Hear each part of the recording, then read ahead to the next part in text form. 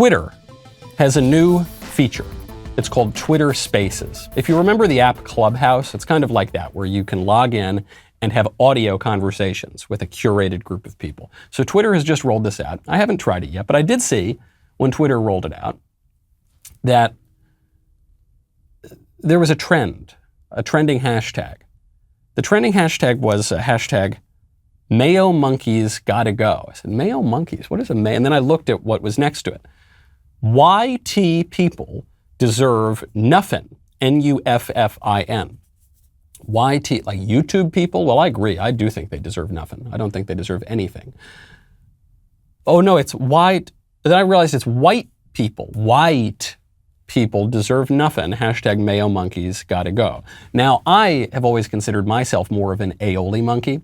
I'm a little spicier and Mediterranean and very, very sophisticated. But I think they were using this term Mayo monkey to refer to all white people. Take a listen to the conversation. First of all, Libs TikTok, let me tell you something. If you're in here, or y'all go run back and tell them, y'all ain't got to tell them that nobody else said but me. I'm going to say this, and you ain't got to chop up. I am for the white genocide. I am for the total erasure of the white race. You don't have to chop this up. Yes, I am for all of you white dying like flies. I am for it. I am for it. I support it. I am for putting all you white possums in a gas chamber and letting that motherfucker ring. I am for it. So you don't have to chop up. I'm for it, and I'm going to stand 10 toes down behind it. Simple as that. So you got to chop up. You ain't got to screw the shit. I said it, and I stand on it. Now, lest you think that this was just some kind of random brief exchange from a co-host of this conversation on Twitter, it wasn't. One of my producers was in the conversation live when it was happening. It was the whole conversation. Obviously, look at the title of it. White people deserve nothing, hashtag Mayo monkeys gotta go. This was trending on Twitter. It would seem to contradict the lie that we're often told, and now that children are taught in schools across the country, that black people can't be racist. You'll hear this taught in corporate boardrooms, in classrooms, all over the place. Black people can't be racist. So even if they say something like this, they're not really racist because they're black. And if you're black, you can't be racist. So by definition, they're not racist, even if they're calling explicitly for the white genocide. Their words, not mine, and saying we have to put white people in gas chambers. It goes without saying, I hate to even be so cliche as to say this, that if white people did anything like this, it would be not just an incident on Twitter, not just a controversy in the United States, it would be an international incident. The UN would be looking into this, okay? But it's not. And so there is obviously a double standard here. And frankly, it's not even really worth. I mention it just so briefly for the handful of people who don't see the point, who don't see the double standard. When guests come up to my door this holiday season, this is how I'm going to greet them. I'm going to greet them holding up these two gigantic knives to show off the incredible Japanese steel that they are made with. Kamikoto makes great Japanese steel kitchen knives using more than 800 years of traditional techniques from Japan. Each knife comes in a beautiful wooden heavy-duty box. It makes sure that the knives are stored safely, and it makes Kamikoto a great gift. Each Kamikoto knife goes through a rigorous 19-step process that takes several years from start to finish to complete.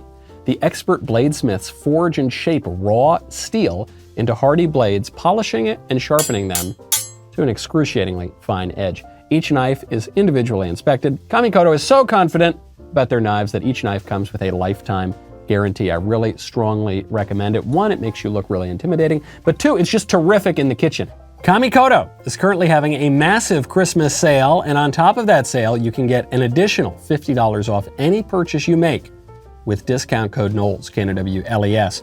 So click the link below or go to kamikoto.com/Knowles and use promo code Knowles, Knowles, to save an extra $50 today.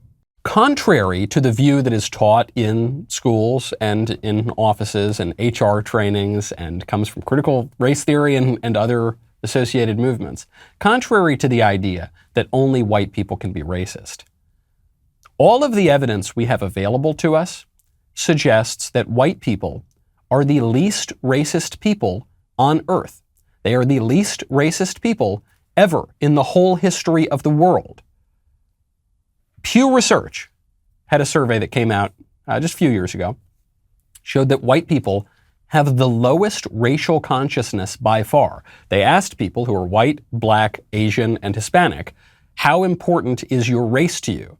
And of the people who said that race was somewhat or very important, you had that number over 50% for Asian people, over 50% for Hispanic people, over 70% for black people said their race is somewhat or very important to them. Only 15% for white people. Shockingly low racial consciousness. There's another survey just came out from Rasmussen, that said that 37% of American adults believe that black people hold racist views, as opposed to just 15% who believe that white people hold racist views. Now you might say, well, that's just because, I don't know, there were a lot of white people polled. But it's not true. Even among only the black people polled, the black people believed that black people were more racist than white people. 31% of the black people surveyed by Rasmussen said that they considered people of their own race to be racist, while only 24% of them thought that white people were racist. So we're not saying that white people are not at all racist or that black people are completely 100% racist, but all of the data we have suggest that white people are the least racist people in the history of the world. In fact, the very concept of racism, the very idea that racism might be a bad thing, comes from white people. Just look at the history of the ideas. So the idea that only whites can be racist is, as we see from social science, as we see from various Twitter conversations, perfectly divorced from reality. Okay, and you see this a lot in our culture, increasingly so. Maybe the most obvious version of this is transgenderism, the idea that men are really women, and if you say that they're not, you have to be silenced.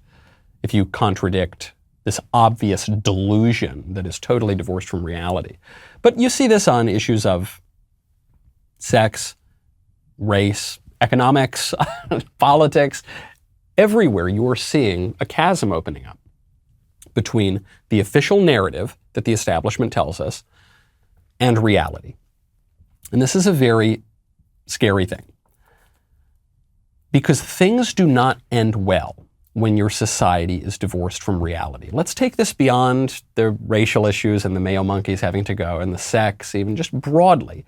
If your society is grounded on delusion, your society is not going to flourish. And when you look around us right now and you see society crumbling in basically every sector, and you see the people running our society have extremely low approval ratings, rightly so, you see the consequences of that delusional kind of ideology.